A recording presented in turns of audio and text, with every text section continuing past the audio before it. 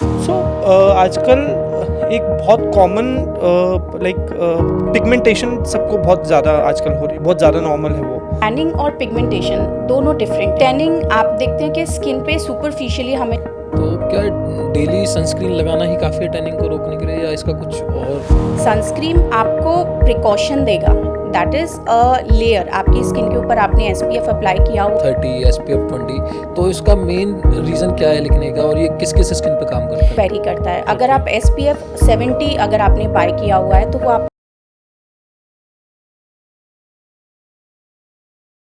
नमस्कार दोस्तों, स्वागत है आपका ब्रदर्स टॉक्स पर, जिसपे आज हम बात करेंगे skin care, beauty, self care के बारे में, थोड़ा साइंस और थोड़ा सैस के साथ। हेल्थ हो या स्किन, जब दोनों का परफेक्ट बैलेंस चाहिए हो तो सिर्फ एक ही नाम याद आता है, हेमा चौधरी जी का। PG in nutrition, certified cosmetologist and Panash wellness की बॉस लेडी। नमस्कार ma'am, welcome to our channel. Thank you very much. आज का पॉडकास्ट हम लोग स्टार्ट करेंगे, उसके बारे में बात करेंगे। हम लोग स्किन के बारे में, वेलनेस के बारे में, हेयर के बारे में काफ़ी कुछ। एंड आप सर्टिफाइड हैं, आप हमें बेटर चीज़ें बता सकती हैं, क्लिनिकल ट्रीटमेंट्स बता सकती हैं, होम रेमेडीज़ भी बता सकती हैं। आज हम लोग इसके बारे में बात करते हैं थैंक आपसे। You so very much for having me here. Thank you ma'am. आजकल एक बहुत कॉमन पिगमेंटेशन सबको बहुत ज़्यादा आजकल हो रही है, बहुत ज़्यादा नॉर्मल है वो। उसका रीज़न क्या है कि मतलब आजकल हर एक सेकंड पर्सन को पिगमेंटेशन और टैनिंग की इशू है। ऐसे क्यों है वो? टैनिंग और पिगमेंटेशन दोनों डिफरेंट है। टैनिंग आप देखते हैं कि स्किन पे सुपरफिशियली हमें जो विजिबल होता है कि डिस्कलरेशन हो रही है, कुछ एरियाज़ में आपके छोटे मोटे आपको स्पॉट्स नज़र आते हैं, that is called tanning.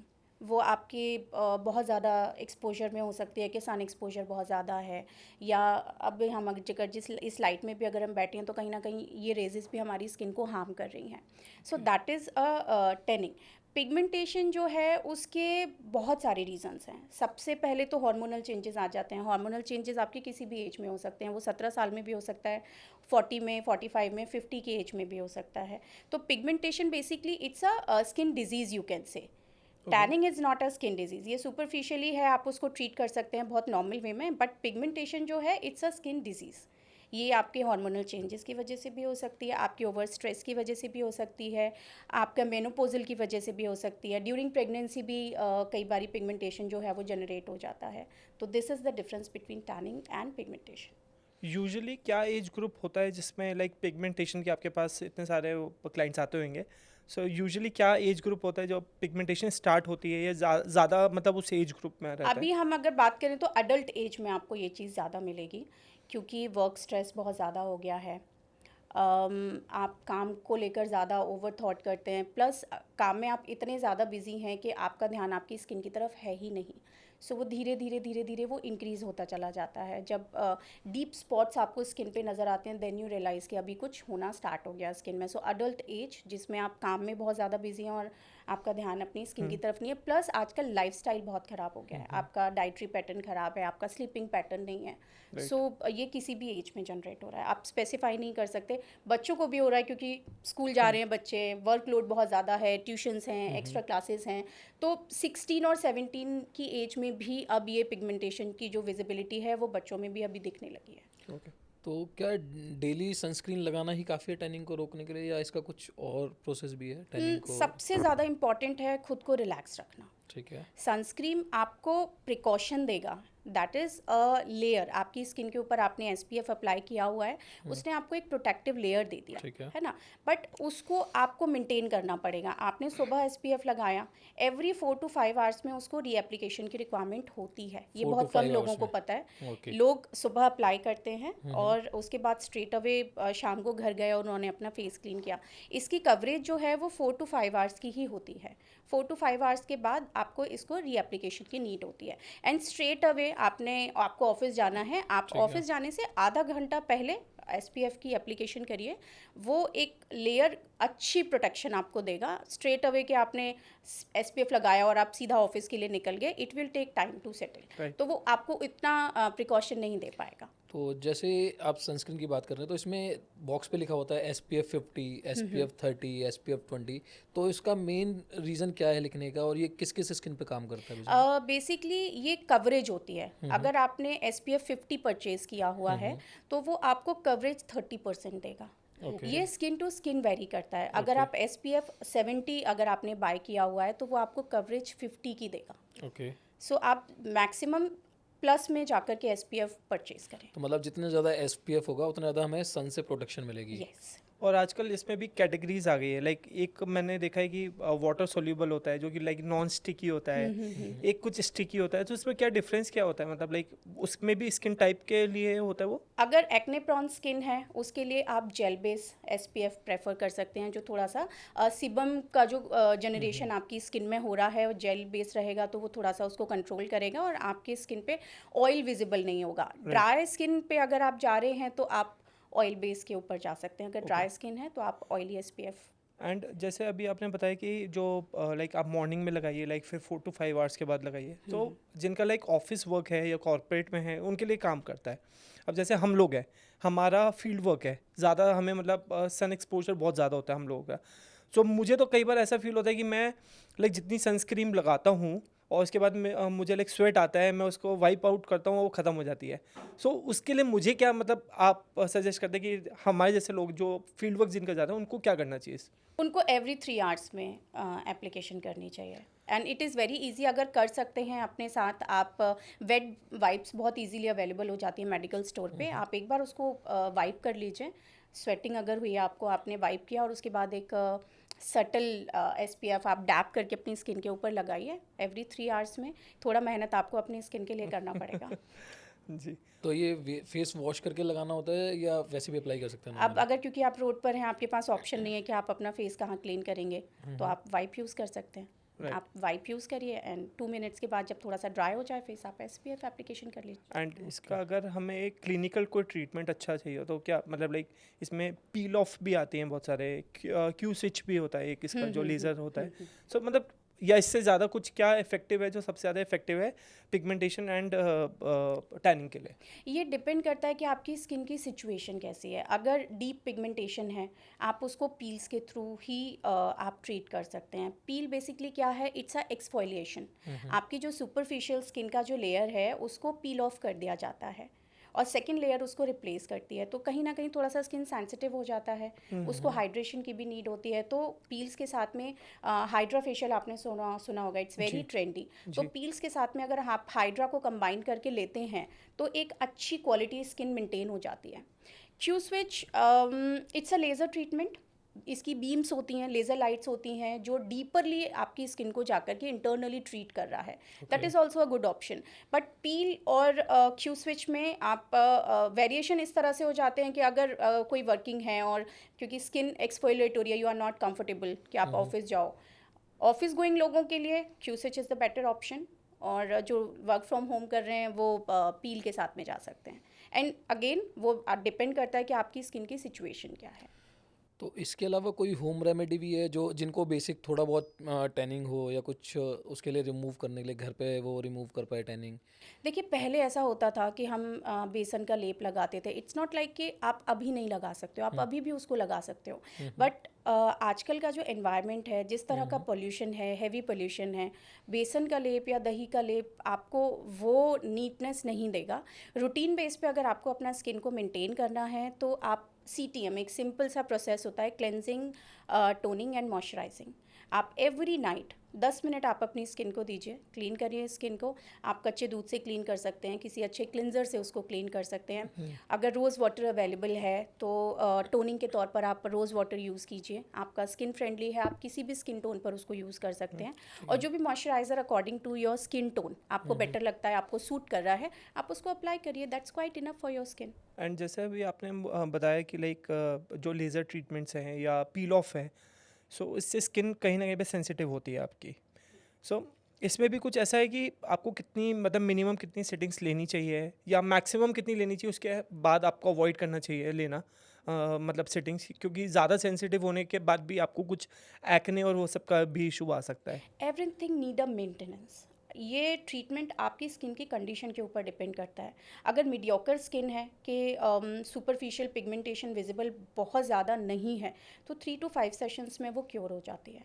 Right. अगर डीप पिगमेंटेशन है तो आपने अगर पील्स ट्रीटमेंट स्टार्ट किए हैं, उसके साथ में आपने कॉम्बिनेशन हाइड्रा का लिया है, आप बीच में थोड़े टाइम के लिए स्किन को रिलैक्सेशन दीजिए, then you can go with a maintenance session, but you can't stop that. आप क्योंकि पिगमेंटेशन की जो जनरेशन है वो इंटरनली स्टार्ट हो गई है, ये पूरी तरह से कभी भी नहीं जाएगा। ये ट्रीट भी होता है क्लिनिकल ट्रीटमेंट से, तो वो 70 और 60% ही ट्रीट होता है, 100% वो ट्रीट नहीं होता है। Okay. आप उसको और बेटर कर सकते हैं अपने लाइफस्टाइल को इम्प्रूव करके। आप अपने फूड हैबिट्स को थोड़ा सा इम्प्रूव करिए, वाटर इनटेक आप इंक्रीज़ कर सकते हैं, नॉर्मल रूटीन जो स्किन केयर का है आप उसको फॉलो कीजिए, साथ साथ ये ट्रीटमेंट लेते रहिए।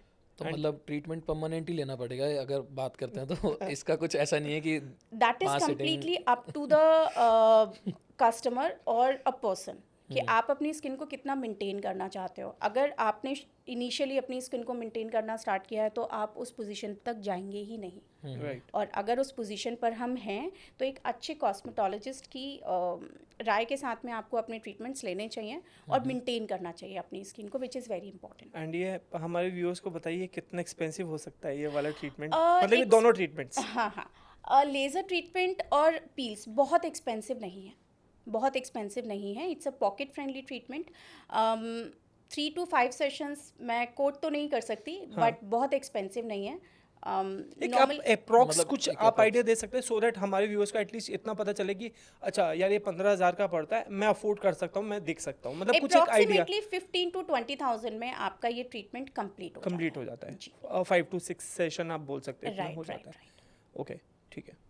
और तो ये जैसे अंडर आई के नीचे ये डार्क सर्कल्स जो हो जाते हैं तो इसके लिए भी कुछ ट्रीटमेंट है आपके पास? अंडर आई के लिए भी पील्स आती हैं, ऑर्गेनिक पील्स होते हैं बेसिकली ये, जो डार्कन एरिया को एक्सफोलिएट करते हैं। बट पील से बेटर ऑप्शन अगर हम जाएं तो लेज़र ट्रीटमेंट इसके लिए ज़्यादा बेटर होता है। तो इसका भी क्या कॉस्ट आता है और क्या प्रोसेस है इसका, कितनी सिटिंग्स लगती हैं, कुछ बता सकते हैं? Again depend on your situation, 3 to 5 sessions की नीड होती है, एंड लेज़र इंटरनली जाकर के ट्रीट कर रहा है, that is the better option. और किसी को अभी फॉर अ टाइम बीइंग जब तक ट्रीटमेंट नहीं लेता तो कुछ होम रेमेडी डार्क सर्कल्स के लिए जो वो घर पे कर होम सकता है? रेमेडी में आप मैक्सिमम आप अपनी आइज़ को रिलैक्सेशन दें। आप कुकुम्बर का जूस अप्लाई कर सकते हैं, आइस के अंदर नहीं जाना चाहिए आपको, प्रिकॉशनरी उसको आइस को क्लोज करके आप कॉटन के साथ में उसको अप्लाई कर सकते हैं सर्टेन एरिया पे। 10 मिनट्स के लिए आप उसको छोड़िए, उसके बाद आप नॉर्मल वाटर से उसको वाइप कर सकते हैं। इसके अलावा आप आइसिंग कर सकते हैं, बिकॉज जो अंडर आई मसल्स हैं उनको रिलैक्सेशन की नीड होगी, तो आप कॉटन में रैप करके उसको अगर आप डैप टैप करके इस तरह से अगर आप रख करके उसको रिलैक्स करते हैं, that helps you a lot. तो आइसिंग सिर्फ आइस के नीचे डार्क सर्कल्स पे करने या पूरे फेस पे भी कर सकते हैं आप पूरे फेस पर भी कर सकते हैं। हम?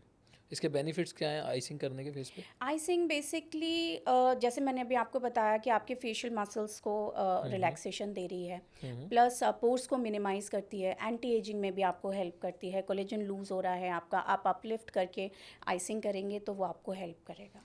फाइन लाइंस को भी रिड्यूस किसी भी एज करता का है, बंदा कर सकता है? किसी भी एज का बंदा। कोई ऐसा कुछ एज क्राइटेरिया कि इस एज से ही आगे कर सकते हैं या नहीं नहीं, आप किसी भी एज में आइसिंग कर सकते हैं। एंड जो एक्ने होते हैं वो लाइक पहले टीनेजर्स में ज़्यादा देखा जाता था, बट अब अडल्ट्स में भी काफ़ी ज़्यादा है। सो उसका मेन रूट कॉज क्या है, मतलब क्यों ज़्यादा वो अब मतलब टीनेजर्स के साथ साथ अडल्ट्स में भी आ चुका है? तो अगेन हार्मोनल चेंजेस, आपका स्ट्रेस बहुत ज़्यादा बढ़ रहा है, आपकी नाइट शिफ्ट्स हैं, हार्मोनल चेंजेस आपकी बॉडी के अंदर हो रहे हैं, प्लस मेनोपोजल अगर हम फीमेल्स की बात करें तो अर्ली एज में अब मेनोपोजल स्टार्ट हो रहा है, तो आप देखेंगे कि उनको भी एक्ने का इश्यूज़ है। प्लस लाइफस्टाइल हमारा ऑयली फूड बहुत ज़्यादा खाया जा रहा है, तो सिबम इंटरनली जनरेट हो रही है, उसकी विजिबिलिटी आपकी स्किन के ऊपर है, वो काफ़ी टाइम तक जब स्किन पर रहता है तो वो एक्ने जनरेट करता है। ओके जैसे कि अभी आपने थोड़ी देर पहले एक क्यू स्टिचर की बात की थी, तो ये बेसिकली होता क्या है और ये किस स्किन कंसर्न के लिए ट्रीटमेंट में आता है? क्यू स्विच बेसिकली अ लेज़र ट्रीटमेंट, लेज़र के थ्रू ये किया जाता है। इसका प्रोसेस काफ़ी ब्यूटीफुल है, इट्स अ गुड अच्छा। ट्रीटमेंट। हाँ, इसका फील बहुत अच्छा है बेसिकली, Okay. एंड इसके इंस्टेंट इफेक्ट्स हैं। डिस्कलर्ड स्किन के ऊपर दे सकते हैं, पिगमेंटेशन के ऊपर दे सकते हैं, विद इन अ सेशन आपको रिजल्ट आता है। ओके मतलब जैसे अगर मैं आज एक सेशन ले रहा हूँ तो उसमें मेरे को रिजल्ट दिख जाएगा कि कुछ मैंने करवाया फेस पे। बिल्कुल बिल्कुल बिल्कुल बिल्कुल। एंड ये जो हाइड्रा होता है इसमें भी कुछ लाइक कैटेगरीज होती हैं, like different kind of hydras होते हैं, होते तो लाइक नहीं ऑयल है, बेस भी मैंने सुना है एंड क्रीम बेस होता है, कुछ ऐसा भी है क्या? ये एक्चुअली प्रोडक्ट्स होते हैं। ओके हाइड्रा अपने आप में एक ट्रीटमेंट है, ओके इसको हम फेशियल कहते हैं but it's a overall treatment. इसके अंदर आपका अंडर आई रिजुवनेशन होता है, स्किन का एक्सफोलिएशन आपका मशीन के थ्रू हो रहा है, वैक्यूम यूज़ होता है इसके अंदर जो कि स्किन को डीपरली क्लीन कर रहा है, वाइट हेड्स को ब्लैक हेड्स को रिमूव करने में हेल्प करता है, स्किन को न्यूट्रलाइज कर रहा है। सो हाइड्रा किसी भी स्किन के ऊपर दिया जा सकता है। इसमें प्रोडक्ट्स का कॉम्बिनेशन देखना होता है कि अगर आपका ऑयली स्किन है तो हम जेल बेस्ड प्रोडक्ट यूज़ करेंगे ताकि रिजल्ट्स और बेटर हो जाएं। थोड़ा सा ड्राई पैटर्न पर जाएगी स्किन तो एक्ने जनरेशन नहीं होगा, फॉर्मेशन नहीं होगी एक्ने की। और अगर पिगमेंटेड स्किन है या ड्राई स्किन है तो वहाँ पर सीरम और क्रीम का कॉम्बिनेशन यूज़ किया जाता है। ओके। एंड ये हाइड्रा जो है वो कितना एक्सपेंसिव हो सकता है? Hydra is very pocket friendly, 1500 से लेकर के आपको 4000 की रेंज में मिल जाता है। मतलब एक नॉर्मल फेशियल जो होता है, अगर कोई वो अफोर्ड कर सकता है नॉर्मल फेशियल, तो वो हाइड्रा पे जाए तो ज़्यादा अच्छा है, वो Right, आपको right. स्किन को ज़्यादा हाइड्रेट करता होगा। लाइक आई थिंक वो मशीन से होता है, सो वो deep cleaning Deep and cleaning deep करता मतलब मसाज वगैरह वो ईजी रहता है। Right right. तो ये कितने कितने टाइम पे कराते रहना चाहिए हाइड्रा क्लीनिंग एंड ये? जनरली लोगों को ये पता है कि हमें महीने में एक बार एक फेशियल लेना चाहिए, Right. बट मैं एडवाइस करूँगी कि आपको 20 to 25 डेज़ में इस सेशन को रिपीट कर लेना चाहिए फॉर गुड रिजल्ट्स, अगर आप अपनी स्किन को मेंटेन करना चाहते हैं। पहले क्या होता था कि फेशियल्स में मसाज पार्ट बहुत ज़्यादा होता था, Right. तो उसका रीज़न ये है कि आप बहुत ज़्यादा मसाज कर रहे हैं तो कोलेजन लूज़ हो रहा है आपकी स्किन से, तो फाइन लाइंस और एजिंग जो है वो जल्दी आ जाती है, क्योंकि facial it's a relaxation process है ना। तो हमें लगता है कि नहीं थोड़ा सा मसाज और एड ऑन होना चाहिए, बट फेशियल में आप मसाज पार्ट कम लीजिए। और अगर आप हाइड्रा जैसे ट्रीटमेंट पर जाते हैं for good result skin maintenance 20-25 days में आपको रिपीट करना चाहिए। किसी को अपनी स्किन बहुत ज़्यादा हेल्दी रखनी हो तो उसके लिए क्या उसको ट्रीटमेंट लेना चाहिए उसको, जो उसकी स्किन परमानेंट थोड़ी हेल्दी रहे? सी ये डिपेंड करता है आपकी स्किन के टाइप के ऊपर। आपका ऑयली स्किन है तो आपके लिए डिफरेंट ट्रीटमेंट जाएगा, आपका स्किन ड्राई में है तो डिफरेंट ट्रीटमेंट जाएगा। मैं क्लिनिकल ट्रीटमेंट की बात कर रही हूँ। अगर हम नॉर्मल एक रूटीन की बात करें तो आप CTM क्लेंजिंग टोनिंग मॉइस्चराइजिंग आप डेली बेसिस पर करिए। SPF को आप टाइमली और वाइजली कि हर 4 घंटे पे 5 घंटे पे आपका वर्क पैटर्न कैसा है आप उसके अकॉर्डिंग उसको यूज़ करते रहिए। प्लस अपना डाइट अच्छा रखिए एंड सबसे इम्पॉर्टेंट वाटर इनटेक। आप जितना अपने आप को हाइड्रेट रखेंगे, जितना ज़्यादा आप पानी पिएंगे उतना ज़्यादा आपका स्किन जो है वो ग्लो करेगा। तो हमारे ऑडियंस को आप कौन सा SPF वो सजेस्ट करते हैं कि यूज़ करना चाहिए, 50, 70, 30? Again depending upon your skin situation, अगर आपका एक्सपोजर सन में बहुत ज़्यादा है देन गो विद 70। ओके। और अगर आप ऑफिस वर्क में हैं, सिटिंग जॉब में हैं, then you can go with 50 also. Okay. Okay. And आजकल है ना, मैंने एक और चीज़ नोटिस करी कि लोगों की स्किन है ना बहुत लूज़ होने स्टार्ट हो गई है, मतलब वो टाइटनेस ख़त्म हो गई। तो उसके लिए लाइक क्लिनिकल ट्रीटमेंट मैंने ऐसा देखा है कि वो कुछ थ्रेड से भी होता है, या आप क्या मतलब आप पर्सनली क्या सजेस्ट करते हैं, मतलब कौन सा बेस्ट ट्रीटमेंट है उसके लिए? इंजेक्टेबल में अगर हम बात करें डर्मा ट्रीटमेंट्स में तो botox, fillers, threads, these all are the trendy treatments. Again आपकी सिचुएशन क्या है आपकी स्किन की, अगर आप 30 की एज से, बिकॉज अब तो हम ये देख सकते हैं कि 30 की एज के बाद से ना वो मेच्योरिटी स्किन में आना स्टार्ट हो जाती है। Right. तो बेसिक ट्रीटमेंट्स के साथ आप जा सकते हैं, लाइक रेडियो फ्रीक्वेंसी हो गया, आजकल हाईफू काफ़ी ट्रेंडी है, हाई फ्रीक्वेंसी ट्रीटमेंट है ये जो कि स्किन की टाइटनिंग में बहुत अच्छे से हेल्प करता है। तो अगर आप 30 की एज से उसको स्टार्ट कर रहे हैं, टाइमली एक अच्छे कॉस्मेटोलॉजिस्ट की गाइडेंस में अगर आप ट्रीटमेंट ले रहे हैं तो एजिंग उतना जल्दी नहीं आएगा अगर आपने सही टाइम पर सही ट्रीटमेंट लिया है। Right. So ageing is a internal process, आप उसको हाइड्रेशन के थ्रू, अपनी अच्छी डाइट के थ्रू भी आप उसको मेंटेन कर सकते हैं। ओके।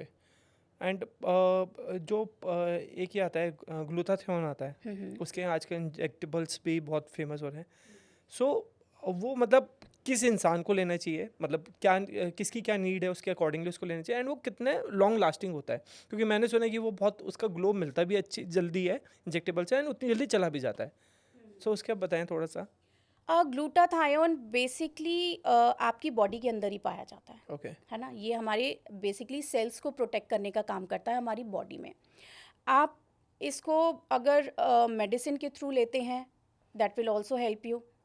अगर आप आईवी की फॉर्म में लेते हैं तो इट्स अ मल्टीविटामिन, आप कह सकते हैं कि इट्स अ मल्टीविटामिन ड्रिप, जो कि आपके इम्यून सिस्टम को स्ट्रॉन्ग करती है। विटामिन डी है इसके अंदर, जो कि आपकी बोन्स को स्ट्रॉन्ग करने में हेल्प कर रहा है।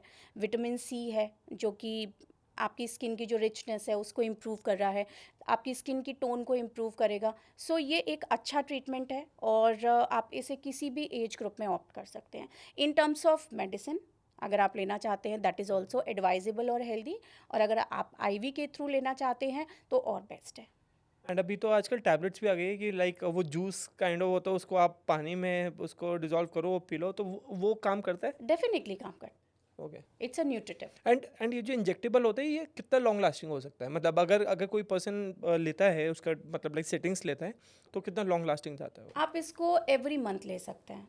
ओके। जैसे हम विटामिन डी की टैबलेट खाते हैं, कैल्शियम की टैबलेट खाते हैं, अगर हम वो नहीं ले पा रहे हैं और अगर हमने एक आईवी ड्रिप लिया है ग्लूटाथायोन बेस, जिसमें आपके सारे मल्टीविटामिन्स हैं, तो वो आपको हेल्प करेगा, आपको एनर्जेटिक रखेगा, आपके स्किन टोन को इम्प्रूव करेगा, आपको हेल्दी रख रहा है, आपका लाइफस्टाइल इम्प्रूव हो रहा है, आपकी जो भी विटामिन्स की जो नीड है वो बेसिकली आपकी इससे। एंड इसका कोई साइड इफेक्ट, अगर मतलब कोई रेगुलर बेसिस पे कितना मतलब लंबा लेना चाहिए? मतलब 1 साल, 2 साल, 6 महीना, मतलब एक इसकी भी लिमिट होगी ना? ऐसा नहीं कि वो लाइफ टाइम तक वो एवरी मंथ ले तो वो। ये आपके ऊपर डिपेंड कर रहा है। 30 की एज के बाद हमें विटामिन सी, विटामिन डी की मेडिकेशंस की नीड होने लगती है। बॉडी से विटामिन डी भी आप रिड्यूस कर रहे हो, कैल्शियम का डिप्लीशन स्टार्ट हो रहा है, स्पेसिफिकली फीमेल्स, प्रेगनेंसी है, आपके हार्मोनल चेंजेस हो रहे हैं। सो उसमें आपको ये बहुत हेल्प करेगा। उस वक्त नहीं लेना है आपको, वो भी आप अपने डॉक्टर से एडवाइस लेकर के ही ले सकते हैं। इसके बाद आप इसको स्टार्ट कर सकते हो। आप इसको किसी भी एज में ले सकते हो, 18+ आप ले सकते हैं, डिपेंडिंग आपका लाइफस्टाइल कैसा है। आप अगर ओरल विटामिन्स ले रहे हैं तो आपको रिक्वायरमेंट नहीं है उसकी। अगर आपको लग रहा है कि मेरा लाइफस्टाइल ऐसा है, भाई मैं तो पूरा दिन बिजी हूँ, 24 आवर्स मेरे पास अपने खुद के लिए टाइम नहीं है, मैं ओरली कोई चीज़ में कंज्यूम नहीं कर पा रही हूँ या कर पा रहा हूँ, then this glutathione drip will help you. Every month आप ले सकते हैं। तो जैसे कि आजकल एंटी एजिंग के लिए बहुत सारी वो चीज़ें चल रही हैं, जैसे डर्मा रोलर हो गया, डर्मा पैन हो गया, तो इसके बारे में आप क्या बोलना चाहेंगे कि किस स्किन टाइप को यूज़ करना चाहिए और घर पे बिना किसी डॉक्टर की सलाह लिए कर सकते हैं यूज़? जैसे मैंने बहुत सारे ब्लॉग्स देखे हैं तो बताते हैं आप डर्मा रोलर स्किन पे यूज़ करो तो आपका ब्लड सर्कुलेशन बढ़ता है, उससे स्किन आपकी ग्लो करती है, ये कितना हद तक सी, सही है? डर्मा रोलर जो है वो निडल बेस एक प्रोडक्ट है। हम्म। ये किसी भी तरह से सेफ नहीं है कि आप इसको घर पर करें। हाँ। तो आपको ये पहले पता होना चाहिए कि उसका डायरेक्शन किस तरफ जाना है, प्लस किस प्रोडक्ट के साथ आप इसको यूज़ कर रहे हैं। अगर आप हेयर पे यूज़ कर रहे हैं तो किस तरह का प्रोडक्ट ऐड ऑन करना है, स्किन पे यूज़ कर रहे हैं तो किस तरह के प्रोडक्ट के साथ करना है। तो ये हमेशा आप एक सुपरविजन में करें तो ज़्यादा बेटर है। डर्मा रोलर बेसिकली पोर्स को क्लोज करने में हेल्प करता है, एंटी एजिंग में हेल्प करेगा आपको। It's a good treatment. Hair fall को कंट्रोल करता है अगर आप हेयर पर ले रहे हैं, पीआरपी के साथ कंबाइन करके ले रहे हैं डर्मा रोलर तो हेयर ग्रोथ में भी हेल्प करता है। So it's a good treatment. तो डर्मा रोलर और डर्मा पेन में ये डिफरेंस क्या है दोनों में, मतलब डर्मा रोलर एक रोलर की फॉर्म में है जो आसानी से आप अपने आप स्कैल्प मतलब रोल कर सकते हो? पर रोल ऑन कर सकते हैं।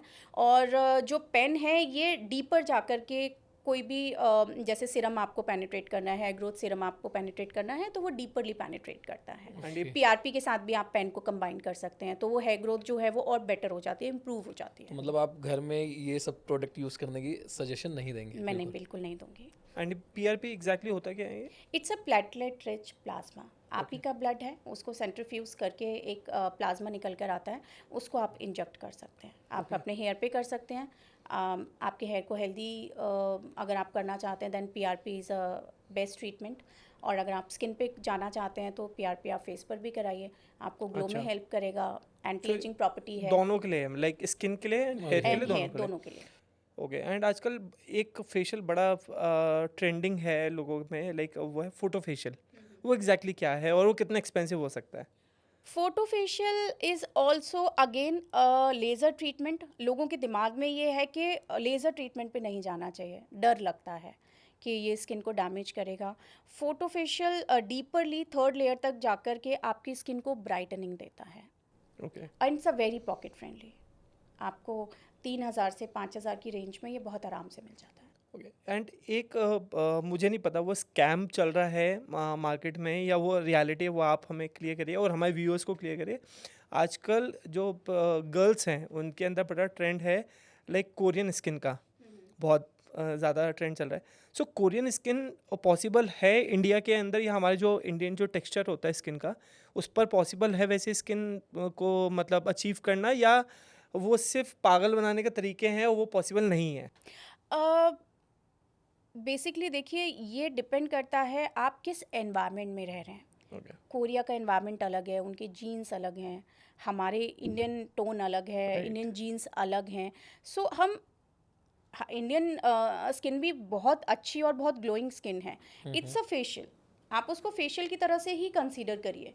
वो आपकी स्किन को डीप क्लीन कर रहा है, हाइड्रेट कर रहा है, मॉइस्चर्ड कर रहा है आपकी स्किन को, आपको एक नीटनेस दे रहा है। तो in terms of facial it is good, लेकिन हम बिल्कुल एक्सपेक्ट करें कि कोरियन जैसी स्किन हमारी हो जाए, वो इम्पॉसिबल है। ओके। तो कुछ ऐसा डाइट प्लान भी है जिसकी हेल्प से हम अपनी स्किन को ग्लो कर सकते हैं या उसको नरिश करने में हेल्प मिले हमें? डाइट में देखिए सबसे इम्पॉर्टेंट होता है आपका वाटर। हम्म। हम अपने काम में इतना बिजी रहते हैं कि हमारा ध्यान पानी की तरफ बिल्कुल भी नहीं जाता। तो सबसे पहले आप अपनी डाइट में 2 से 3 लीटर वाटर ऐड ऑन करिए। हम्म। अगर आप दिन में एक एप्पल खा सकते हैं हम्म। तो उससे बेस्ट कुछ नहीं है। आप एक एप्पल ऐड ऑन करिए। अगर आप एप्पल नहीं खाना चाहते या आपको टेस्ट उसका पसंद नहीं है, then you can go with any kind of vitamin C rich juice और any fruit you can add that helps you to improve your skin. Okay. And एक और पील है ब्लैक पील जिसको बोलते हैं, वो कितनी बेनिफिशियल है, किस स्किन के लिए होता है, बेसिकली वो क्यों यूज़ किया जाता है, थोड़ा सा बताएं उसके बारे में। Black peel you can say it's a party peel also. अच्छा। इंस्टेंट रिजल्ट है उसका। सिर्फ एक सिंपल एप्लीकेशन है, विटामिन सी रिच है, तो ऑल ऑफ सडन आपकी स्किन को एक ग्लो देता है। तो it's a very good treatment. One should, अगर आपको बहुत इंस्टेंट ग्लो चाहिए and you are short of time, तो ये 20 मिनट में आपको वो काम करके देगा जो एक facial अच्छा, use तो मैं अपने व्यूअर्स को फिर तो बोलूँगा कि अगर आपको पार्टी में जाना है, हिमा मैम के पास पहुँचे और वो ब्लैक पील करवाएं, इंस्टेंट ग्लो आपको मिल जाएगा और बिल्कुल फिर आप पार्टी बिल्कुल। में चमके खूब सारा। जब मैंने सुना एक प्लेक्स और ओजोन थेरेपी होती है, इसका बेसिकली क्या रोल होता है और ये किस काम आती है? Flax is a fibre. Hmm. ये बेसिकली आपके हेयर के टेक्सचर को इम्प्रूव करता है। ओके। आजकल बहुत ट्रेंडी गर्ल्स को चाहिए, हम कैरेटिन कराते हैं, स्मूथनिंग कराते हैं, बोटॉक्स कराते हैं अपने हेयर में। तो जब हेयर की क्वालिटी डैमेज होती है, बेसिकली ये उसको रिपेयर करने में हेल्प करेगा। आपका बॉन्ड जो है वो ब्रेक हो जाता है, ये उसको री क्रिएट करने में बेसिकली आपको हेल्प करता है। तो इट्स अ फाइबर ट्रीटमेंट। अगर हम प्लेक्स की बात करें, ozone is a anti bacterial treatment. ये आपको डैंड्रफ को रिड्यूस करने में हेल्प करेगा, आपके स्कैल्प को क्लीन करने में हेल्प करेगा, सोरियोसिस को कंट्रोल करने में हेल्प करता है। हम केमिकल ट्रीटमेंट बहुत ज़्यादा यूज़ करते हैं जिसकी वजह से स्कैल्प ड्राई होता है, हेयर फॉल बहुत ज़्यादा हो रहा है। तो बेसिकली उसको हाइड्रेट रखेगा और ओजोन आपको हेल्प करेगा, हेयर लॉस नहीं होने देगा। अच्छा, बेसिकली अगर हेयर की बात करें तो आजकल हम कोई ये नहीं पता कि हमें वीक में शैम्पू कितनी बार करना चाहिए, बेसिकली क्योंकि हेयर फॉल आजकल बहुत हो रहा है, ठीक है, पॉल्यूशन की वजह से और भी बहुत सारे रीजंस हैं। तो एक मेरे को वो बताइए कि वीक में हम कितनी बार शैम्पू कर सकते हैं अपने हेयर को सही रखने के लिए? देखिए, ये अगेन डिपेंड करता है आपका वर्क स्टाइल कैसा है। अगर आप स्पोर्ट्स में हैं, हम्म। देन आपने हेयर को टाई किया हुआ है, हम्म। आपका एक्सपोजर धूप में बहुत ज़्यादा है, तो स्वेट जो है वो स्टोर हो जाएगा आपके बिल्कुल। हेयर में। तो आपको एवरी डे, आप शैम्पू ना भी करें लेकिन वाटर से ज़रूर क्लीन करें अगर आप स्पोर्ट्स में हैं। रेस्ट ट्वाइस अ वीक आपको शैम्पू करना चाहिए। बहुत लोग ऐसे हैं जो वीक में एक ही बार शैम्पू करते हैं, which is not advisable. Okay. And आजकल है ना लोगों को होता है लाइक स्ट्रेट हेयर्स बड़ा कॉमन है जो लोगों को चाहिए, जिसमें अभी आपने बोला कि लाइक जो प्लेक्स होता है वो जो आपके हेयर के बॉन्ड जो ब्रेक हो गए होते हैं उसको वो रिपेयर करता है। बट कैरेटीन है या कुछ भी ट्रीटमेंट है उसमें हम लोग हेयर के बॉन्ड्स को ब्रेक करते हैं राइट एक्चुअली केमिकल से, सो दैट वो स्किन वो स्ट्रेट रहे। राइट। सो लाइक कैरेटीन भी है और काफ़ी सारे और ट्रीटमेंट्स भी हैं। सो सबसे सेफेस्ट, सबसे बेस्ट कि जिसमें आपका जो हेयर क्वालिटी है सबसे कम ख़राब हो, आप कौन सा आप पर्सनली एडवाइस करते हैं कि कौन सा ट्रीटमेंट पर जाना चाहिए? कैरेटिन, बोटॉक्स एंड अभी जो रिसेंटली एक नया ट्रीटमेंट एड ऑन हुआ है दैट इज़ नैनो ट्रीटमेंट। ये सारे रिपेयर प्रोसेस ही हैं। अगर आपने पहले अपने हेयर को ग्लोबल किया हुआ है या हाइलाइट्स किया हुआ है तो वो हेयर एक लंबे टाइम तक डैमेज रहेगा। उसके बाद हम रिपेयरिंग प्रोसेस पे जाते हैं, हमने केराटिन कराया, बोटॉक्स कराया, हमने नैनो कराया। ये तीनों ही ट्रीटमेंट रिपेयरिंग प्रोसेस पर हैं। एवरी 3 मंथ्स में आपको ये ट्रीटमेंट रिपीट करना चाहिए फॉर गुड रिजल्ट्स, क्योंकि इससे ज़्यादा स्टेबिलिटी ये ट्रीटमेंट नहीं देता, बिकॉज बहुत ज़्यादा केमिकल नहीं है उसके अंदर। Okay. It's just a protein, एक प्रोटीन की एक लेयर है जो आपके हेयर के ऊपर ये प्रोवाइड कराएगा। उसमें क्वालिटी आपकी डिफरेंट डिफरेंट होती है, लो क्वालिटी भी होगा, मिडिल भी होगा, हायर क्वालिटी भी होगा, बट वो 2 से 3 महीने मैक्सिमम वो स्टे करता है, बिकॉज आप जैसे जैसे वॉश करेंगे वो वॉश आउट होता चला जाता है। सो Exactly. इंटरनली इसको रिपेयर करने के लिए आपको एक लॉन्ग टर्म तक अपने हेयर को हेल्दी रखने के लिए एवरी 3 to 5 मंथ्स में इसको रिपीट कर लेना चाहिए। ऐसी इंटरेस्टिंग क्लिप देखने के लिए हमें सब्सक्राइब करें।